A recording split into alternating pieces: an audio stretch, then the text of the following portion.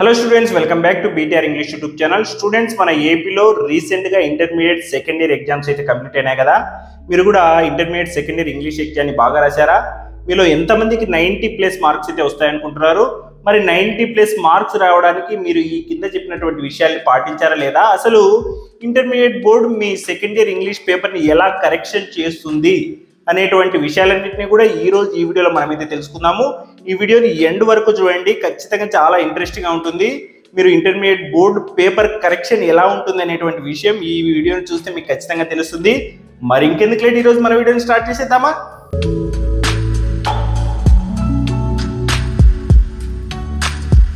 Students, మన AP intermediate second year English question paper వచ్చేసి టోటల్గా 3 సెక్షన్స్ అయితే డివైడ్ చేయడం జరిగింది కదా. సెక్షన్ ఏకి వచ్చేసి 40, సెక్షన్ బికి వచ్చేసి 20 అండ్ సెక్షన్ సికి వచ్చేసి 40 మార్క్స్. టోటల్గా 100 మార్క్స్ అయితే కేటాయించడం జరిగింది. అందులో మనకి సెక్షన్ ఏ కనుక చూసుకుంటే annotations and question and answers ఉంటాయి. 5 రొమెన్స్ ఉంటాయి, 1 to 5 రొమెన్స్. వీటికి టోటల్గా 40 మార్క్స్ అయితే కేటాయించారు. సెక్షన్ బికి వచ్చేసి 4 రొమెన్స్ అయితే ఉంటాయి, 6 to 9th రొమెన్ వరకు. ఇది వచ్చేసి రీడింగ్ కాంప్రహెన్షన్ కి సంబంధించింది. సెక్షన్ సి వచ్చేసి 8 రొమెన్స్ అయితే ఉంటాయి మనకి, Rovman number 10 to Rovman number 17 వరకు. ఇందులో టోటల్గా స్టడీ అండ్ కమ్యూనికేషన్ స్కిల్స్ కి సంబంధించినటువంటి రోమెన్ ఇది. మరి మీరు ఎగ్జామ్లో ఆన్సర్ స్టార్ట్ చేసినప్పుడు ఏ రోమెన్తో స్టార్ట్ చేశారు? ఆబ్వియస్గా మనకి ఇంటర్మీడియట్ సెకండ్ ఇయర్ అనేది ఇంటర్మీడియట్ ఫస్ట్ ఇయర్తో పోలిస్తే చాలా ఈజీగా ఉంటుంది క్వశ్చన్ పేపర్. మీరు ఖచ్చితంగా సెక్షన్ ఏతో కనుక స్టార్ట్ చేసింటే మీరు చాలా మంచి విషయం అయితే చేశారు. ఎందుకంటే మనకి ఆల్రెడీ నేను ఫస్ట్ ఇయర్కి సంబంధించినటువంటి దానిలో చెప్పాను, పేపర్ కరెక్షన్ చేసేటువంటి వ్యక్తి మన మార్క్స్ ఎంటర్ చేస్తూ వెళ్తున్నప్పుడు సెక్షన్ ఏ నుంచి ఒక్కొక్క క్వశ్చన్కి ఎన్ని మార్క్స్ వచ్చాయనేది ఎంటర్ చేస్తూ వెళ్తాడు మన బుక్లెట్ పైన. అతని కనుక మీరు అతని పనిని సులభం చేసినారంటే మీ పేపర్ మీద మంచి ఇంటెంట్ అయితే ఉంటుంది. అంతేకాకుండా మీరు రాసేటువంటి యానోటేషన్స్ అండ్ క్వశ్చన్ అండ్ ఆన్సర్స్ని కరెక్షన్ చేసే ప్రతి వ్యక్తి చూస్తాడు. ఎందుకంటే మీరు ఇక్కడ బాగా రాసింటే ఖచ్చితంగా section B and section C ఖచ్చితంగా బాగా రాసింటారని చెప్పి ప్రతి ఒక్కరి సైకాలజీ అనమాట అది. ఖచ్చితంగా ప్రతి ఒక్కరు చూసేది section A annotations and question answers ఎలా రాస్తున్నాడు ఈ అబ్బాయి అని చెప్పి. కాబట్టి మీరు కనుక సెక్షన్ ఏలో ఇచ్చినటువంటి యానోటేషన్స్, క్వశ్చన్ అండ్ ఆన్సర్స్, అంతేకాకుండా లాంగ్ ఆన్సర్ క్వశ్చన్ మనకి నాన్ డీటెయిల్కి సంబంధించి పర్ఫెక్ట్గా రాసింటే ఖచ్చితంగా మీకు 98+ మార్క్స్ అయితే వస్తాయి. ఒక్కొక్క రోమెన్ని ఎలా కరెక్షన్ చేస్తాడో అది ఆ రోమెన్లో ఉన్నటువంటి క్వశ్చన్ని ఆన్సర్ చేసేటప్పుడు వాళ్ళు ఎలా ఆలోచిస్తారనేటువంటి దాన్ని ఒక మోడల్ పేపర్ చూపిస్తూ ఎక్స్ప్లెయిన్ చేస్తూ వెళ్తాను. ఖచ్చితంగా ఈ వీడియో ఎండ్ వరకు చూడండి. మరి ఇంకెందుకు లేట్, స్టార్ట్ చేసేద్దాం.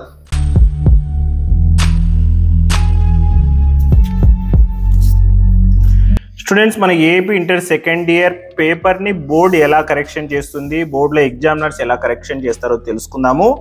ముందుగా మనకి చాలామంది ఇప్పుడు స్టూడెంట్స్ ఏం చేస్తున్నారంటే EAMCET and NEET coaching centre coaching కోసము ఇంగ్లీష్ అనే దాన్ని లాస్ట్ 1 month, కొద్దిమంది నేను గమనిస్తే 1 month కంటే తక్కువ ఒక 15 days ప్రిపేర్ అవుతున్నారు. ఈ 15 days ప్రిపరేషన్ అనేది అస్సలు ఇంటర్మీడియట్ సెకండ్ ఇయర్కి సరిపోదు. ఇంగ్లీష్ నాలెడ్జ్ చాలా బ్రహ్మాండంగా ఉన్న వాళ్ళకి సరిపోతుందేమో కానీ మనము ఈ విలేజ్ బ్యాక్గ్రౌండ్ నుంచి వెళ్ళి కాలేజెస్లో చదివి అక్కడ రాసినారంటే టైం సరిపోదు, ఇంగ్లీష్లో మార్క్స్ తగ్గడానికి అవకాశం ఉంటుంది. మరి మీరు ఎలా ప్రిపేర్ అయినారో నాకు తెలియదు కానీ ఎగ్జామ్ కరెక్షన్ చేసేటప్పుడు మనం చూద్దాము. అంతేకాకుండా ఇంటర్మీడియట్ ఫస్ట్ ఇయర్ కంటే ఇంటర్మీడియట్ సెకండ్ ఇయర్ ఈజీ అనేటువంటి అపోహ కూడా చాలా మందికి ఉంటుంది. ఇంటర్మీడియట్ ఫస్ట్ ఇయర్లో గ్రామర్ మక్కి మనం ఒకటో దానికి పార్ట్స్ ఆఫ్ స్పీచ్ నో అయితే ఇలా చూస్తారు, వెంటనే కరెక్షన్ చేస్తారు. కానీ సెకండ్ ఇయర్ మొత్తం కూడా మనం ఏం చేస్తామంటే పేరాగ్రాఫ్ రూపంలో లెటర్ రైటింగ్, రెజ్యూమ్ మేకింగ్ అన్నిటివి కూడా సైడ్ హెడ్డింగ్స్ ఇవన్నీ గమనిస్తారు. కాబట్టి ఇదే కాంప్లికేటెడ్ మనకి ఇంటర్మీడియట్ సెకండ్ ఇయర్లో మార్క్స్ తెచ్చుకోవడమే. చూద్దాం ఇప్పుడు సెక్షన్ ఏ కరెక్షన్ ఎలా చేస్తారు అనేది. ముందు కూడా roman number 1 and roman number 2 annotations మీకు ఆల్రెడీ ఇంటర్మీడియట్ ఫస్ట్ ఇయర్లో రాసింటారు. ఇంట్రడక్షన్, తర్వాత about the author or about the poet, తర్వాత ఎక్స్ప్లెనేషన్ అండ్ జనరల్ రిలవెన్స్. ఇలా ఈ సైడ్ హెడ్డింగ్స్ పెట్టి introduction and about the author, about the poet రాసి ఎక్స్ప్లెనేషన్లో కరెక్ట్గా ఇన్ఫర్మేషన్ రాస్తే ఖచ్చితంగా మీకు 4కి 4 మార్క్స్ అయితే పడతాయి. ప్రోజ్లో అయినా పోయెట్రీలో అయినా మీకు ఉన్నటువంటి రోమెన్ నెంబర్ 1 and 2లో ఉన్నటువంటి ఇక్కడ 2 ఇక్కడ 2 టోటల్గా 8 + 8 16 మార్క్స్ అయితే మీకు ఈ సైడ్ హెడ్డింగ్స్, ఇందులో ఆ పోయెట్ ఎవరు, ఆథర్ ఎవరు చెక్ చేస్తారు. తర్వాత ఎక్స్ప్లెనేషన్ మీరు కరెక్ట్గా రాసింటే మీకు దీంట్లో నో ప్రాబ్లం. ఈ రోమన్ నెంబర్ సెక్షన్ ఏని కాస్త రిబల్గానే కరెక్షన్ చేస్తారు.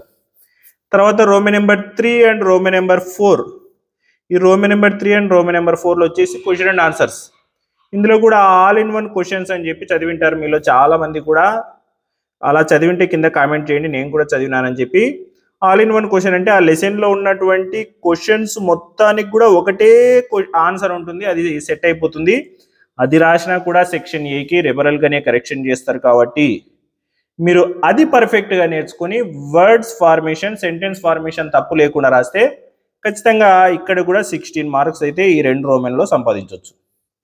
తర్వాత రోమన్ నెంబర్ 5 వచ్చేసి non detail adventures of Tom సేయర్కి సంబంధించి 3 క్వశ్చన్స్లో 1 క్వశ్చన్ రాయమని అంటారు. ఇక్కడ కూడా ఆల్ ఇన్ వన్ ఆన్సర్ అనేది ఉంటుంది. ఇది పర్ఫెక్ట్గా నేర్చుకొని అక్కడ ఉన్నటువంటి ఒక 20 to 25 పాయింట్స్ ఉంటాయి. ఆ 25 పాయింట్స్ ఒక 3 పారాగ్రాఫ్లలో రాసేసినారంటే ఇక్కడ కూడా మీకు సెక్షన్ ఏ డోకా లేకుండా 40 మార్క్స్ వస్తాయి. మనకి సెక్షన్ ఏ, సెక్షన్ బి కూడా పెద్ద ప్రాబ్లం లేదు. సెక్షన్ సి నుంచే మనకి పేపర్ కరెక్షన్లో డిఫికల్టీ అనేది ఉంటుంది.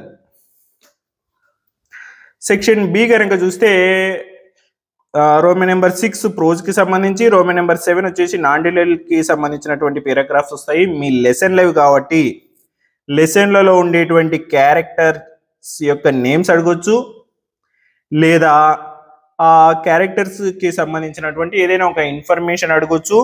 అంతేకాకుండా మనకి 6th దాంట్లో యాంటనమ్స్ కూడా అడుగుతుంటారు లాస్ట్లో, సినోనిమ్స్, యాంటనమ్స్.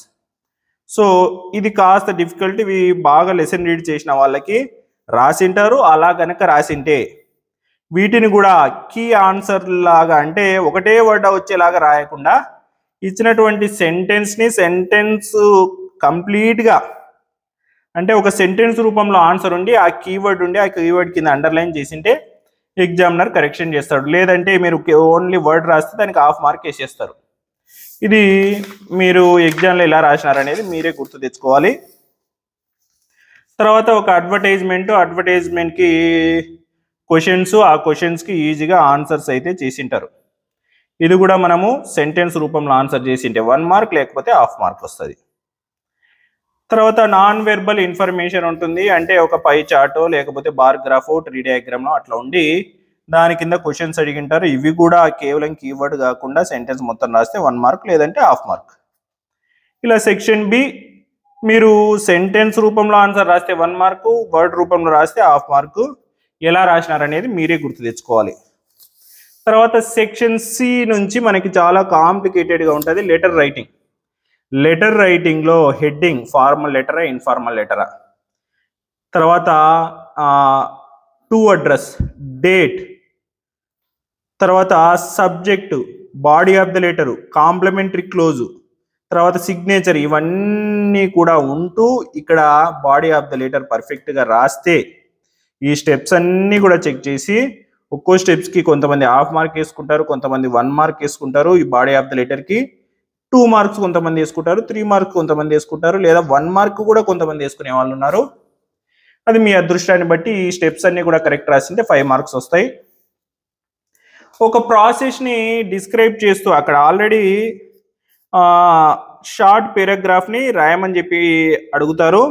ఒక ప్రాసెస్ని డిస్క్రైబ్ చేస్తూ ఇందులో కూడా 2 ఉంటాయి, రెండిట్లో ఒకటి రాయాలి. ఇక్కడ మ్యాక్సిమం అందరు కూడా ఫార్మల్ లెటర్ రాసింటారు, ఎందుకంటే ఎక్కువ సోది రాయొచ్చు అని చెప్పి. తర్వాత డిస్క్రైబింగ్ ప్రాసెస్లో కూడా ఫ్లో చార్ట్ అనేది ఎక్కువగా రాయడానికి ప్రాధాన్యత ఇస్తారు చాలామంది. అలా రాసింటే ఖచ్చితంగా ఫుల్ మార్క్స్ వస్తాయి, ప్రాసెస్ ఏం పర్వాలేదు. తర్వాత కరికులం వీటాలో కూడా చాలా స్టెప్స్ అనేటివి ఉంటాయి. నీ నేము, తర్వాత నీ ఇన్ఫర్మేషన్, తర్వాత ఎడ్యుకేషనల్ క్వాలిఫికేషన్స్, తర్వాత ఎక్స్పీరియన్స్, తర్వాత నువ్వు సాధించిన అచీవ్మెంట్స్, ఇలా చాలా స్టెప్స్ అయితే ఉంటాయి. ఆ స్టెప్స్ అన్నిటిని కూడా చాలామంది పర్టికులర్గా చెక్ చేసి మార్క్స్ అయితే వేస్తారు.